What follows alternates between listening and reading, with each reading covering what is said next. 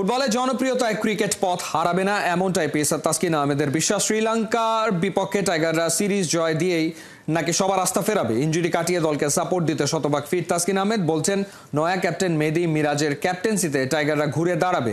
নাইয়ান বিন জসিমের report. Shoulder, আমার নি, আমার অ্যাঙ্কেল, ব্যাক, মানে প্রত্যেকটা জায়গায় আপনি স্ক্যান করলে কিছু না কিছু পাবেন। ইনশাল্লাহ আমরা জিতা শুরু করলেই সবাই আবার টিভি দেখবে, মাঠে আসবে। ইনশাল্লাহ একটু সবাই পাশে থাকবেন। মিরাজ অনেক জলি একজন ছেলে। আমার বিশ্বাস ইনশাল্লাহ আমরা সিরিজ জয় করব। টিম বাংলাদেশ শ্রীলঙ্কাতে গল টেস্টের জন্য প্রিপারেশন নিচ্ছে তাসকিন আহমেদ এখনও দেশে, তবে সবকিছু ঠিকঠাক থাকলে ওয়ানডে স্কোয়াডে যোগ দিচ্ছেন এবং টি-20তেও খেলছেন সিরিজে শ্রীলঙ্কার বিপক্ষে। 3 মাসের একটা লম্বা ব্রেক, ইনজুরি আবারও আসলে তাসকিন আহমেদকে ভুগিয়েছিল, কিন্তু বরাবরের মতো ফাইটার তাসকিন আহমেদ কিন্তু আবারও ব্যাক করেছেন। তাসকিন আহমেদ, এখন আসলে ইনজুরির কি অবস্থা? অনেক দিন ধরে আসলে মিরপুরে প্র্যাকটিসটা করছেন, ঠিক এখনকার কন্ডিশনটা কি? আল্লাহর মধ্যে আগের চেয়ে বেটার, ফুল রান আপে বোলিং শুরু করেছি। সোফার ফিজিও ট্রেনাররা অনেক হেল্প করছেন, তাদের প্ল্যান ওয়াইজই আগাচ্ছি। শুক্রিয়া আল্লাহর কাছে যে প্ল্যান চেঞ্জ করতে হয়নি। যদি সোরনেস বাইরে যেত বা উন্নতির অবসান ঘটতো তাহলে আবার প্ল্যান চেঞ্জ করতে হতো। তো গ্র্যাজুয়ালি ইমপ্রুভ হচ্ছে, আশাবাদী সামনে সিরিজ নিয়ে।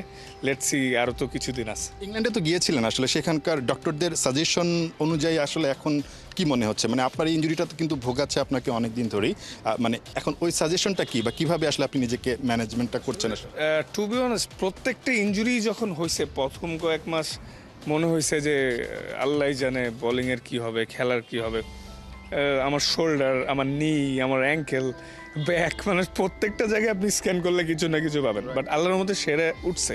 সো বিশ্বাস আর হার্ডওয়ার্ক থাকলে যে কোনো কিছুই জয় করা সম্ভব। অবশ্যই। তাসকিন, শ্রীলঙ্কার বিপক্ষে খেলা একটা ব্রেকের পরে ফিরছেন, কোনো একটু প্রস্তুতি ম্যাচ খেলার বা ওইরকম কোনো ব্যাপার কি আসলে থাকছে? প্রস্তুতি ম্যাচ মনে হয় তেমন নাই, বাট হয়তো নিজেরা চিটাগাঙে খেলবে। বাট ইটস ওকে, প্রত্যেকটা ম্যাচই চ্যালেঞ্জিং থাকে।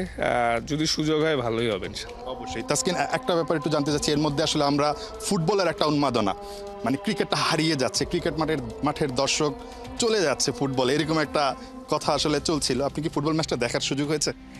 লাইভ দেখিনি, টিভিতে দেখছি। আর আসলে বাঙালির প্রত্যেকজন ফ্যান্স এবং সবারই খেলা একটা আবেগের জায়গা। তো it's just a matter of time. ইনশাল্লাহ আমরা জিতা শুরু করলেই সবাই আবার টিভি দেখবে, মাঠে আসবে। ইনশাল্লাহ একটু সবাই পাশে থাকবেন, বিকজ দুইটাই স্পোর্টই আমাদের বাংলাদেশের, দুইটাই ভালো করবে ইনশাল্লাহ। আপনি নতুন ক্যাপ্টেনের আন্ডারে আসলে ওয়ানডে সিরিজটা খেলতে যাচ্ছেন। মেহেদী হাসান মিরাজ নতুন ক্যাপ্টেন, কতটুকু হোপফুল আসলে মেহেদী হাসান মিরাজের ক্যাপ্টেন্সি, একই সঙ্গে ওয়ানডে দলটা শ্রীলঙ্কার বিপক্ষে শ্রীলঙ্কার বিপক্ষে মাঠে, এবং এই কঠিন সময় যখন কিনা আসলে বলা হচ্ছে যে মানে ফুটবলের জনপ্রিয়তা বেড়ে যাচ্ছে, ক্রিকেটের আসলে কিছু জয় দরকার? হ্যাঁ, অবশ্যই, সব সময় তো জয় দরকার। আর আমাদের প্রত্যেকটা এক্স ক্যাপ্টেন থেকে প্রেজেন্ট সবাই লাভলি টিমমেটস ডেফিনেটলি। আর মিরাজ অনেক জলি একজন ছেলে, ও টিমের জন্য প্রত্যেকটা সময় অনেক হার্ডওয়ার্ক করে এবং সাপোর্ট করে। আশা করি ভালো কিছু হবে। ওয়ানডে এবং টি-20 সিরিজ, মানে কি মনে হচ্ছে, মানে অ্যাটলিস্ট সিরিজটা জেতার সম্ভাবনা আমাদের কতটুকু আছে? ওদের হোমে খেলা, ওরা একটু বাড়তি অ্যাডভান্টেজ পাবে, বাট স্টিল আমরা ওদের সাথে ভালো করি। আমার বিশ্বাস ইনশাল্লাহ আমরা সিরিজ জয় করব। তাসকিন, অনেক ধন্যবাদ। তাসকিন আহমেদের সঙ্গে কথা বলছিলাম শ্রীলঙ্কার বিপক্ষে সিরিজ নিয়ে। সাম্প্রতিক সময়ে বাংলাদেশের সময়টা একদমই ভালো যাচ্ছিল না, ইউএর বিপক্ষে সিরিজ হার, তারপর পাকিস্তানের বিপক্ষে series her. But Taskin Ahmed যেটা বললেন, আসলে ক্রিকেটের জনপ্রিয়তাটা কমেনি, কয়েকটা জয়ের দরকার। সেই জয়গুলো যদি শ্রীলঙ্কার বিপক্ষে আসে, হয়তোবা বাংলাদেশে ক্রিকেটের যেই জোয়ারটা সেটা আবারও ঠিক আগের মতোই ফিরে আসবে। ক্রিকেট যে বাংলাদেশের সাধারণ মানুষের একটা জনপ্রিয় খেলা, সেটা আবারও হয়তোবা এই শ্রীলঙ্কার বিপক্ষে সিরিজের পরই সেটা প্রমাণিত হয়ে যাবে। তাসকিন আহমেদের জন্য শুভকামনা থাকছে। ইনজুরি কাটিয়ে তাসকিন আহমেদ আবারও এই সিরিজ দিয়ে ব্যাক করছেন। নাহিয়ান বিন জসিম, ৭১, ঢাকা। লর্ডসে ঐতিহাসিক ক্ষণ, ২৭ বছরের অপেক্ষা ঘুষল। সাউথ আফ্রিকা টেস্ট চ্যাম্পিয়নশিপের ফাইনালে অস্ট্রেলিয়াকে ৫ উইকেটে হারিয়ে শিরোপা হাতে তুলল প্রোটিয়ারা। গ্যালারি থেকে ভিআইপি বক্স, ড্রেসিং রুম থেকে লং রুম, মুহুর্মুহু করতালিতে সাউথ আফ্রিকাকে অভিনন্দন জানিয়েছে গোটা স্টেডিয়াম। সাদা পোশাকে প্রোটিয়াদের বিশ্বজয়ের গল্প পার্থ বণিকের রিপোর্টে।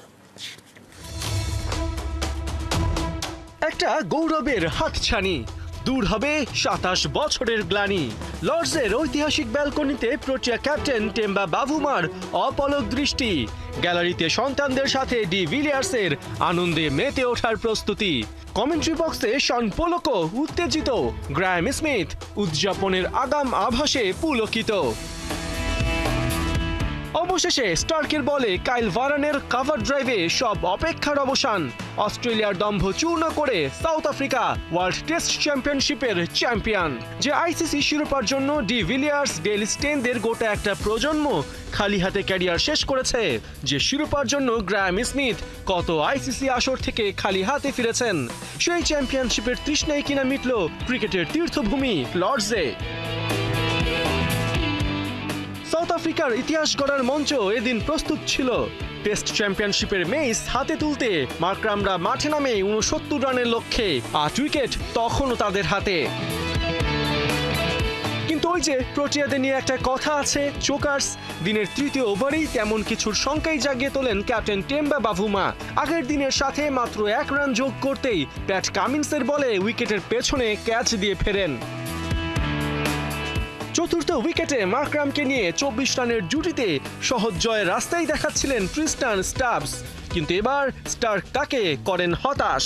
৮ রানে তার উইকেট উপড়ে অজি শিবিরে হলেও হতে পারে এমন একটা আশার সঞ্চার করেন। তবে এইডেন মার্করাম ক্রিজে ছিলেন অটল, শক্ত হাতে দলকে নিতে থাকেন জয়ের বন্দরে।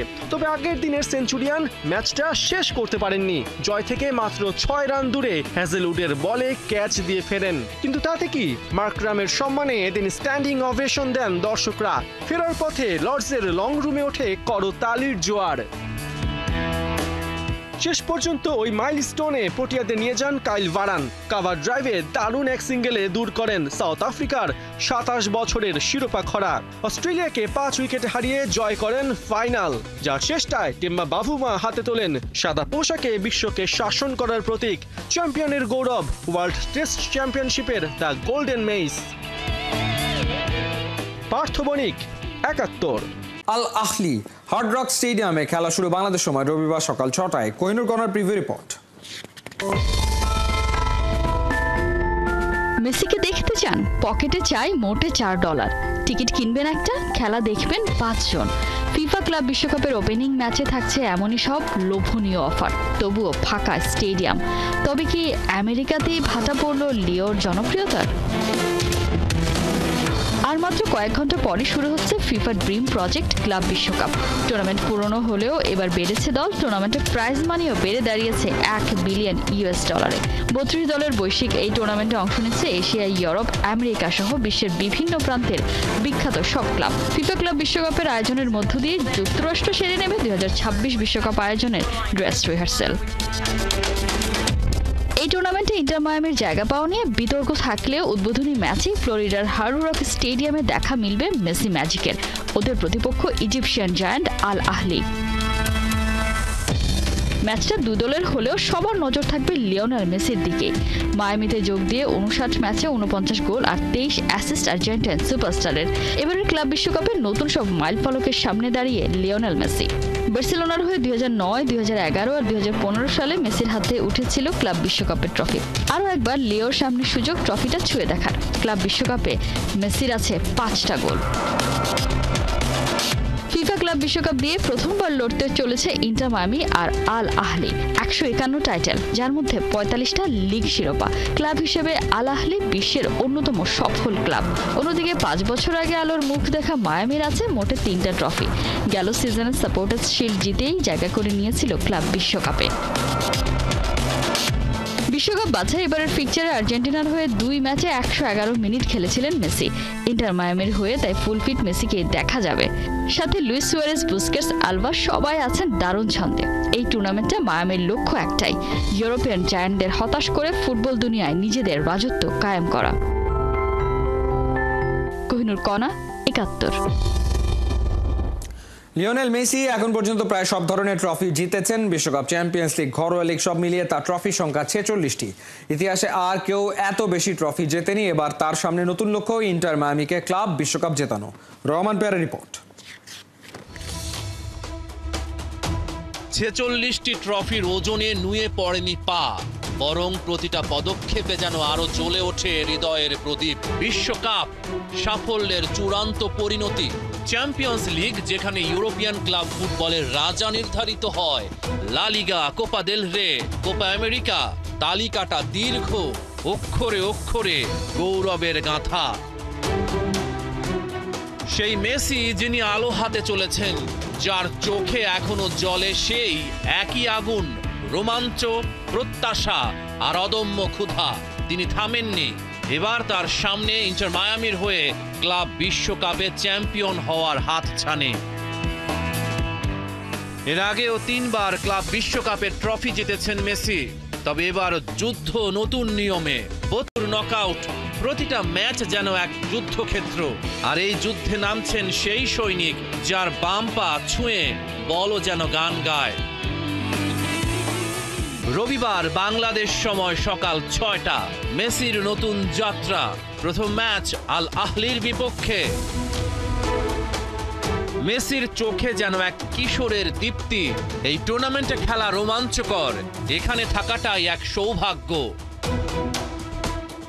মেসি বলেন, দক্ষিণ আমেরিকার দলগুলো বিশ্বের বিভিন্ন ক্লাবের জন্য এটা একটা দারুণ সুযোগ, কারণ তারা ইউরোপের বড় বড় ক্লাবের মুখোমুখি হতে পারবে।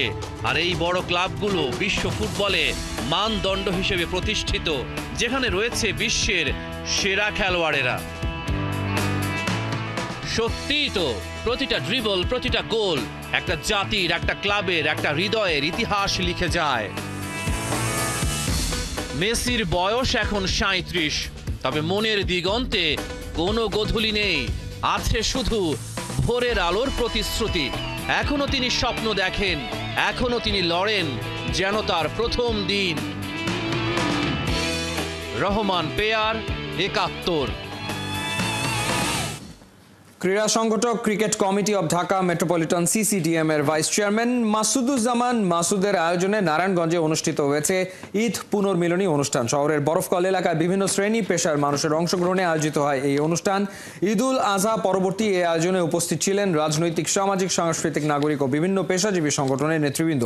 মোহামেডান ক্লাবের কর্মকর্তা ও শিল্পপতি মাসুদুজ্জামান মাসুদ ব্যবসার পাশাপাশি সক্রিয়, মাঠের রাজনীতিতেও সবকিছু ঠিক থাকলে আসন্ন জাতীয় সংসদ নির্বাচনে নারায়ণগঞ্জ 5 আসন থেকে জাতীয়তাবাদী দলের প্রার্থী হওয়ার সম্ভাবনা আছে তার। এর আগেও বিশিষ্ট ক্রীড়া সংগঠক মাসুদুজ্জামান রাজনৈতিক, সামাজিক, নাগরিক, সাংস্কৃতিক ও বিভিন্ন পেশাজীবী নেতৃবৃন্দকে এক প্ল্যাটফর্মে জড়ো করেছিলেন আমার নারায়ণগঞ্জ নামে একটি নাগরিক সংগঠনের আত্মপ্রকাশের মধ্য দিয়ে।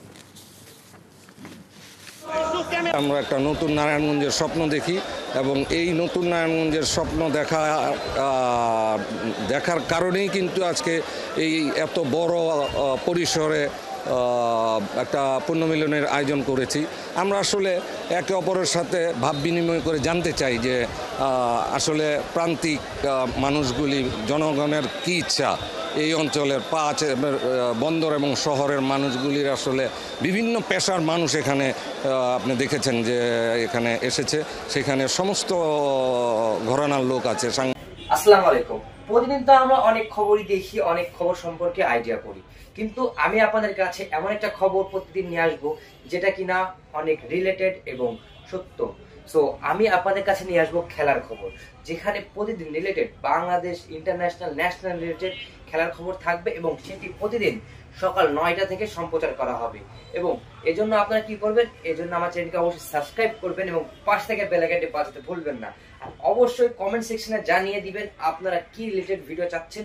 আমি আমার নেক্সট একটা ইউটিউব চ্যানেল খুলতেছি, ওখানে অবশ্যই আমি ওখানে আপলোড করব এবং আপনাদের মতামত অনুযায়ী আমি সেখানে সেই রিলেটেড